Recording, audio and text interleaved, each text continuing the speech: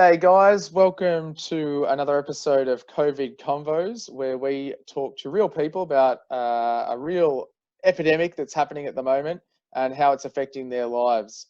I've got Kesh with me. How are you, Kesh?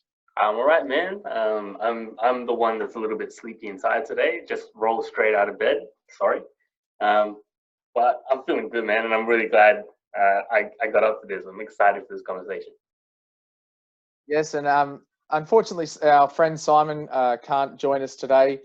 We wish him the best. I think he's doing an Easter egg hunt with the kids right now, so hope he's really enjoying that. And best wishes to everyone who is enjoying Easter today. But we're here with Josephine Tite, who is in Canada, who's not yet in Easter like I am not. So welcome, Josephine. How are you? Hey, I am well. Thank you for asking. No worries. Do you want to start by telling us and telling our viewers a little bit about yourself, Josephine? Sure. So my name's Josephine, so thanks for introducing me. And I am the founder of a company here in Calgary called Positivity Center. And I've been running that from kind of the ground up for the last 5 years or so. I have a husband, so I'm married. I've been married for 15 years and I have two kind of teenage, pre-teenage aged boys, so that's fun. And sometimes I say I have 3 kids because my husband classifies as a kid sometimes. But yeah, so yeah, the delay of joke telling when you're on a media platform, hey? It's like a pause and then there's laughter. Or even worse, you get into your next sentence and then people start laughing at you and you're like, oh, what was that? I still think that's better than nobody laughing at all. So I think you're all right, Josephine. Yeah, for sure. So yeah, and then with my business, primarily I started my business working with seniors, doing emotion coaching and teaching some classes that I created, mostly geared towards positivity and strengths-based work through the field of positive psychology.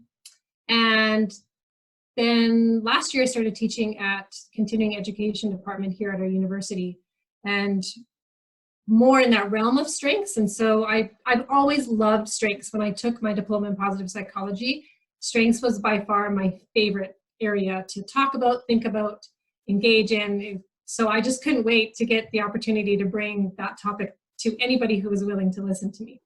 So yeah. And then I fell in love with working with seniors, and I still love working with them, but of course right now they're kind of inaccessible. And so I'm definitely hoping to just connect with other people who need a positive message right now and go from there.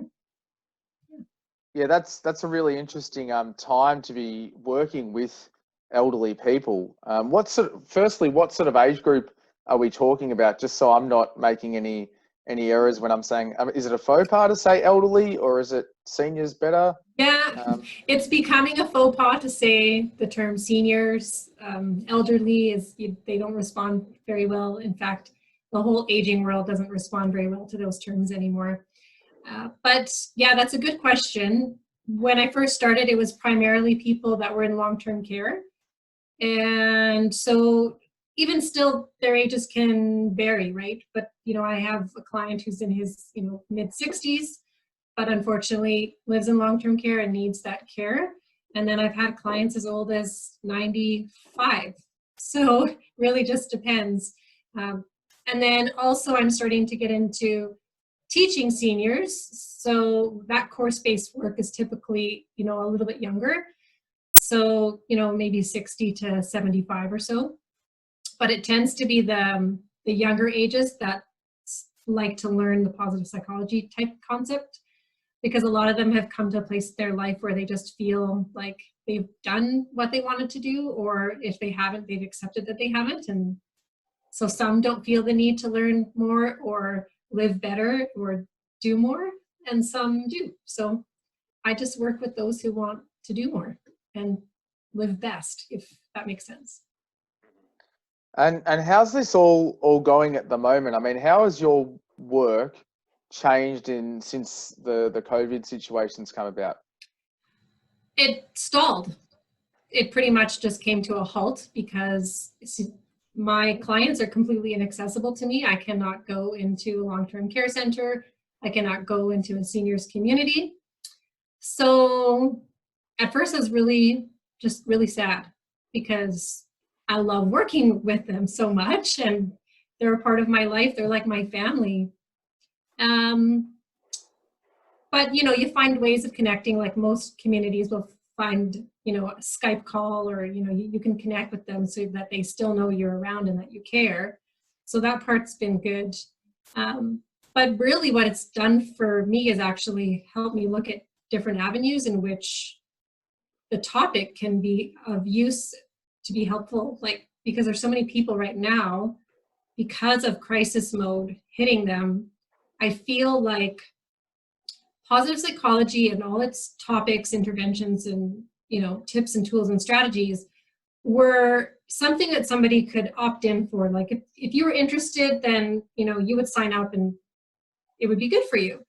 But I feel like right now, with the crisis and everyone's life being turned completely upside down, that everything positive psychology related is essential for survival. It's not just for living a thriving life anymore. You're going to need it to survive. That's how I feel. So I just want to be able to bring that to anybody who needs it, whether you're an organization, whether you're a parent, whether you're a student, whether you're a child. I just feel like everybody needs it right now. And I don't want it to just sit there because seniors can't access it right now. So for me, it's really important that anyone can access it because we all need it. And I believe it's absolutely essential to us surviving a crisis like COVID. Yeah, it's so important to. We've spoken quite a bit about people having access, and actually in an interview, the interview earlier today, we spoke about the difference in even with that language can make in terms of access to resources that we didn't even think about. We just took for granted that we would have access to everything because we're English speaking. So how are you, I guess, in terms of, I know I'm probably doubling back a little bit here, but is there no potential for, or was there no potential for your current work to continue even via like a video link, or is that really inconceivable? I think it will develop into that potential at some point, but I think in the healthcare realm, it was that realm of work and that demographic of people are experiencing the highest levels of stress and managing those highest levels of the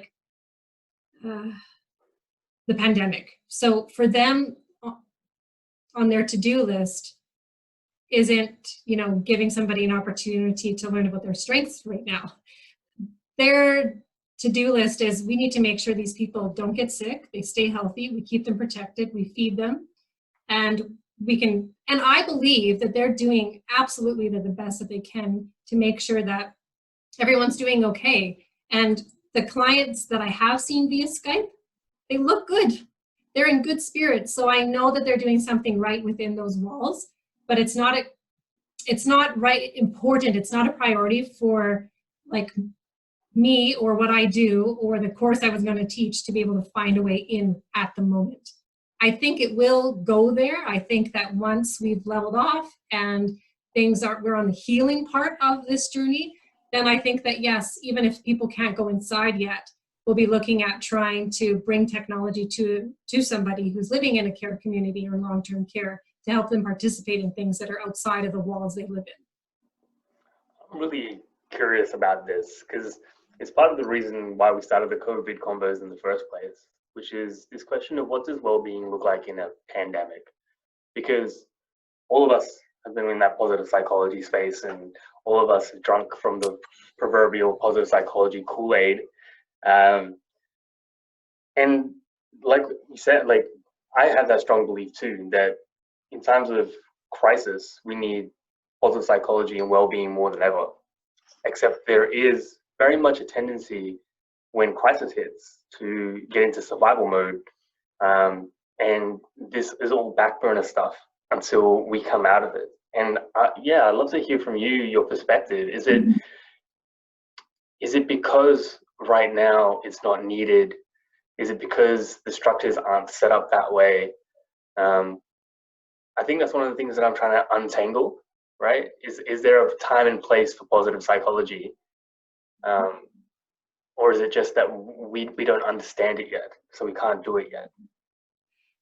Oh, I love your thought pattern and your question there, because it's something that I've noticed not just now, but even before. You know, healthcare and long-term care, where I want to access some of these people that where they're living, is a medical-based model. And positive psychology, I've always felt like positive psychology is more heart-based. And so medicine's important. It always has been. But how do we balance it with the heart, the connection, the meaning, and the purpose that we want to have in life? And so in crisis mode, the healthcare systems are leading with what they know and with what they're best at, which is, you know, that medicine monocle, the medical monocle that makes sure you live as long as possible, you take as many breaths as you can. And it isn't necessarily focused on the quality of your breaths, it's more focused on the quantity of your breaths. That's what I personally see. It's not that they're doing anything wrong, they're just doing what they know. And they're working within a system that has been there for 100 years. Yeah. Like long-term care historically was actually built out of needing a place for these older people to live so they weren't taking up hospital beds. So that's why even long-term care centers, the traditional ones, still look like hospitals. They feel like hospitals. Yeah. I think that this really sums it up for me. It's not that, because like we're all proving here, and what I've seen with the show is I feel very lucky in our little community in a way that it almost makes us feel guilty because we have this knowledge base. Because we have this knowledge base, the way that we're responding to this crisis is so adaptable, and most of us are in a really good place with it. Whereas other people are really struggling without this knowledge base. So I don't think that it's not that positive psychology can't help in a crisis, but it is that thing of, well, in a crisis, you only have so much bandwidth, and it's easier to do what you know than to have to learn something completely new right now. I think that that's really where the problem lies. Yeah, Agruti? Yeah, I'm really curious because that's brought up the whole idea of the amount of breaths, what you're talking about, Josephine, versus the quality of those breaths. It brings up the memory of an interview that I listened to with Dr. Peter Attia, who's well known in the, I think he's a medical doctor, and he investigates longevity.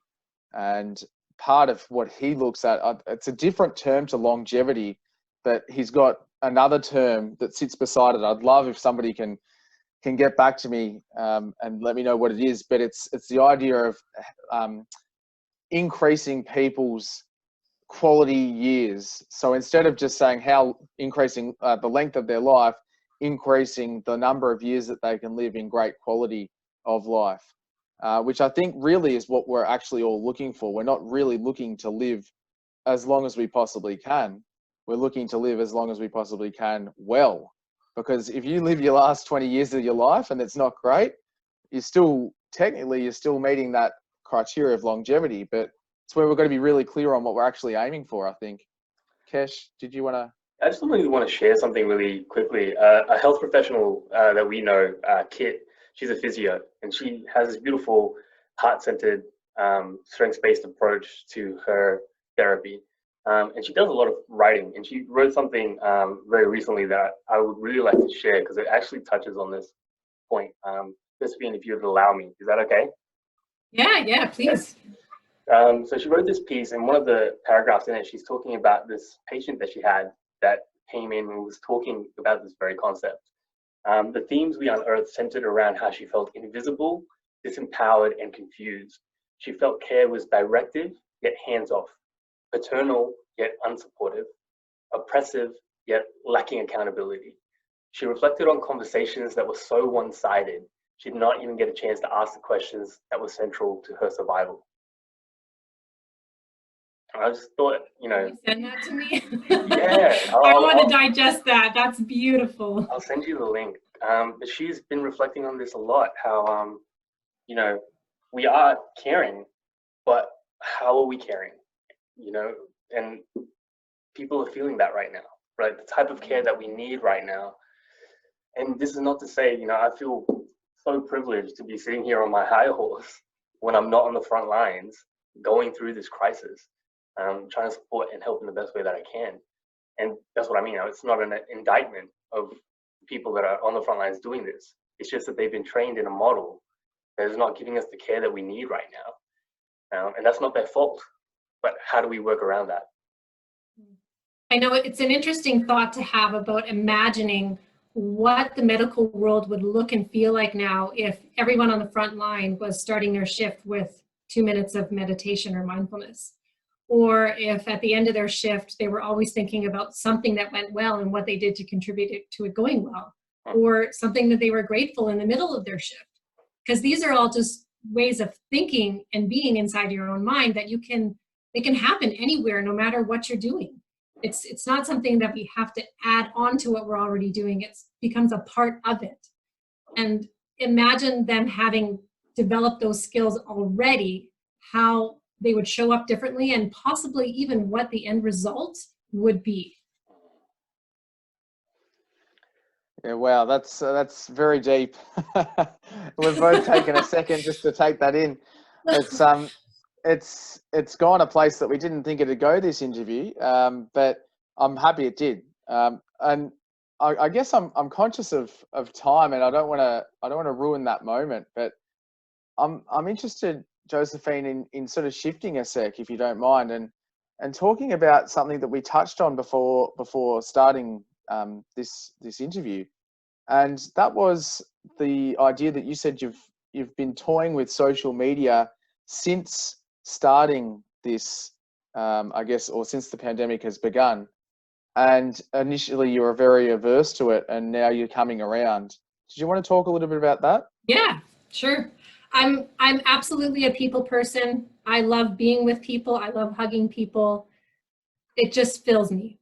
So anyways, when this all hit, because people in my life, like colleagues and friends, have been telling me, go on social media for years. And I've always said, no, I've resisted it. And I mean, I have developed somewhat of a LinkedIn profile, but that was the extent of it. And I didn't really actively post anything. I was just a very low participatory participant. And so anyways, what's happened now with this crisis is that it's forced me to interact on social media, because it's the only way I can access people. And it's the only way I can teach people what I know, share what I believe, and help people through this. So I've just been posting like mad. I've had a friend volunteer to, help me with my videos. So he puts the logo at the front and the back and adds the music, and I just send him the videos. And I love doing them. Like, I've had some people reach out now and say, like, I love your videos. And they're just about all of the things I've learned over all these years. And they were birthed out of actually a dinner with my family, because in Alberta, it's only been about 3 weeks or so since we've kind of had to go to a lockdown.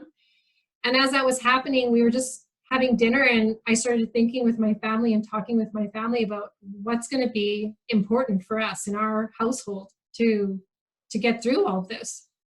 And so this concept of moving, I said it's important to move. We got to move our hearts, our minds, and our bodies every day. That's absolutely critical. And I didn't really know where that came from at the time, but I just knew it was important. It just kind of was very instinctual. And it meant something to all the members of my family. I didn't have, how I move my heart, my mind, and my body is different from how my son does it, how my husband does it, but it meant something to all of us. And so that just made me think, okay, that's what I'm going to do with my family and with myself, and I'm just going to share that with the rest of the world. So that's what all of my videos have been about, just moving your heart, your mind, and your body, and how that looks like for each individual.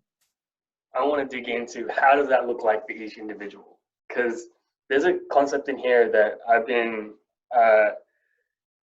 playing with recently. It came out of this AI summit that we did with Michelle McQuaid's group a little while ago. You were there. I remember seeing you. But this idea of self-care, which is getting really pushed right now, right? Which is really important. Like, I'm not gonna take anything away from self-care. You know, your most valuable asset is you, right? So you got to be taking care of that.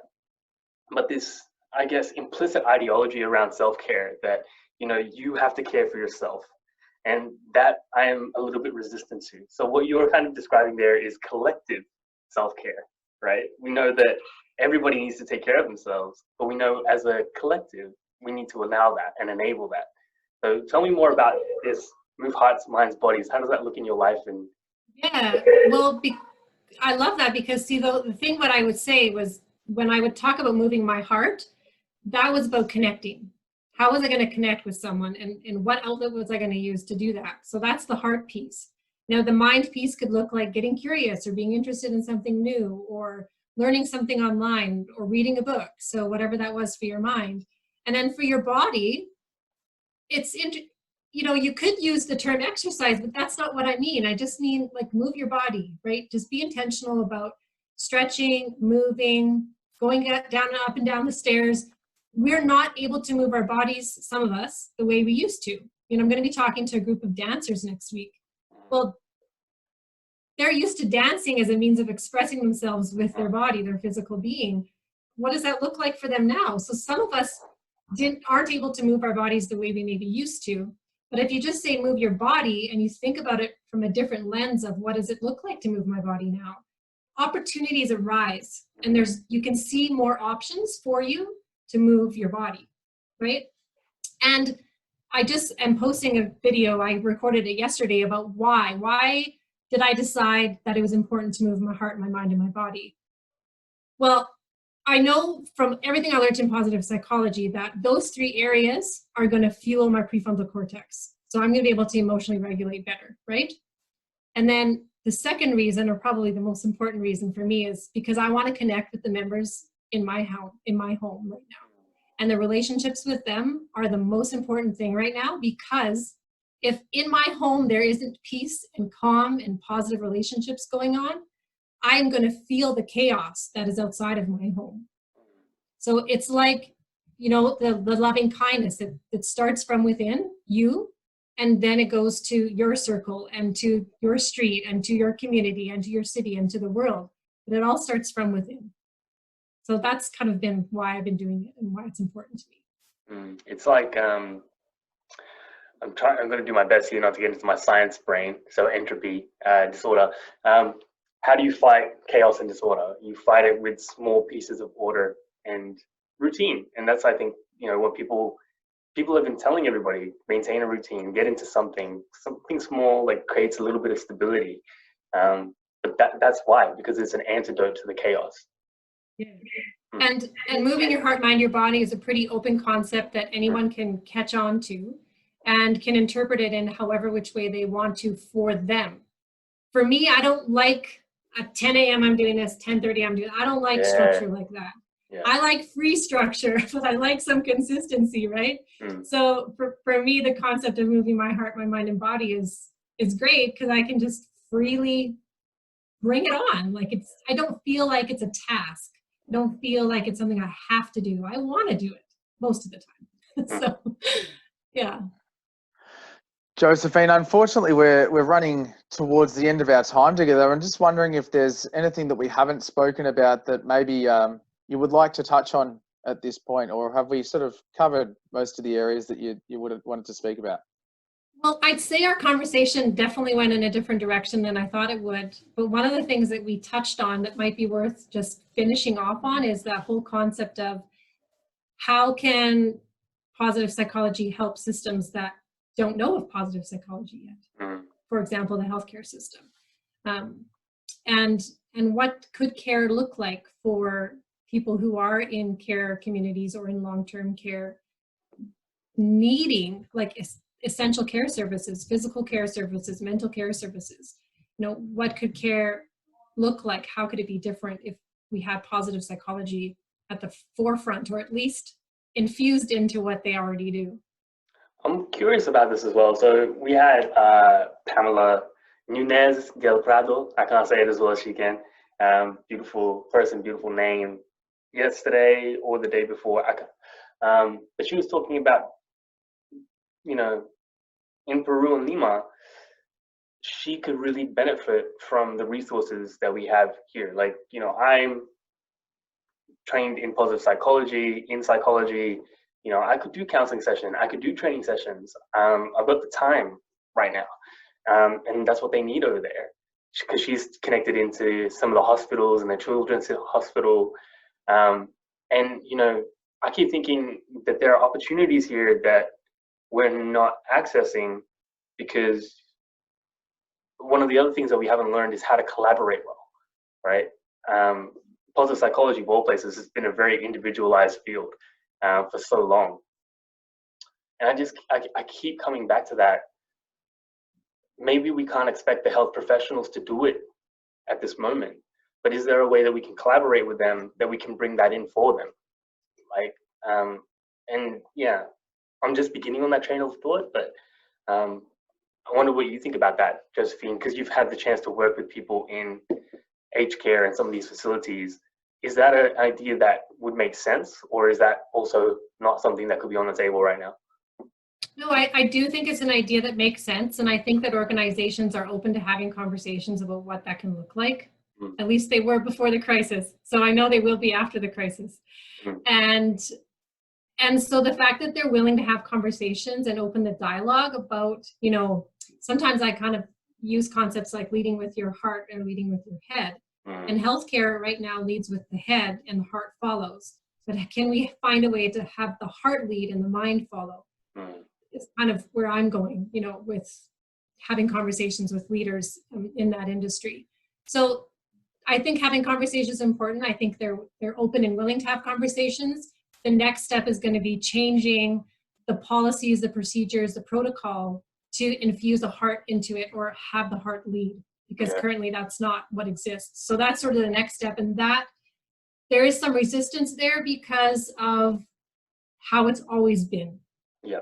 Right? It's no one's fault. There's no one to blame. It's just a system that was like built a certain way, and now we're trying to change it. So it's going to be rather hard.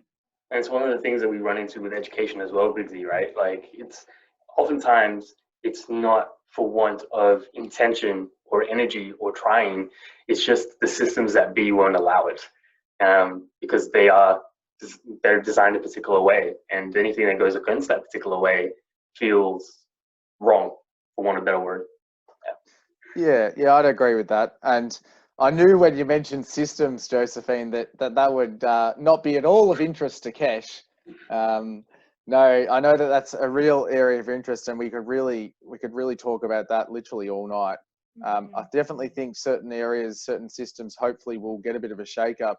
And we have spoken about this before. If anyone's got any ideas or wants to talk about ways they maybe think that this could happen, please contact us, and we're happily have you on the show, and we can talk about it for a whole episode. But we're at the end of our time, Josephine. So thank you so much for joining us. Really appreciate you taking the time out of your day to share your thoughts. Thank you for your time too. It's the most valuable gift you can give. So thank you for giving it. Absolutely. And thank you to everyone who's watched this far in the episode. If you've got this far, then you would probably want to like, share and even subscribe with your friends and family. And in the meantime, you stay healthy, world.